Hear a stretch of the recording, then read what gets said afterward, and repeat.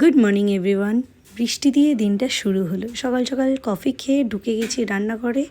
Breakfast আগে বানিয়ে নিলাম, তার সাথে একটু পায়েস বানালাম। বাবার জন্মদিন ছিল, তো আজকে ও বাড়ি যাবো, তাই ওটা বানিয়ে নিলাম। তো ঝটপট ব্রেকফাস্ট সেরে রেডি হয়ে নিলাম। রেডি হয়ে বেরোতে যাবো, এদিকে দেখছি বৃষ্টি হচ্ছে।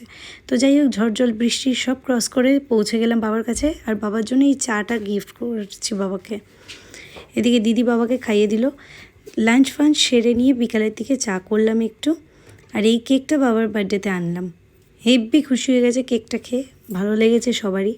তো একটু কেক ঠেক কেটে সন্ধ্যেবেলা সেলিব্রেট করে সবাই মিলে একটু বাবাকে আর কি অল্প অল্প করে খাইয়ে দিলাম। বাবার তো এমনিই খাওয়া পারুন, বাট তাও অল্প।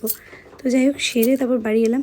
সেদিনকে বৃষ্টি হচ্ছিলো হেভি, জল ঢল পেরিয়ে এসেছি, হেভি টায়ার্ড ফিল করছিলাম তখন আমি। তো যাই হোক, পটল ভাজা নিয়ে দুপুরবেলা একটা লড়াই হয়েছিল দিদির সাথে, তাই বর পটল ভাজা করে খাওয়ালো। দেন চলো টাটা বাই।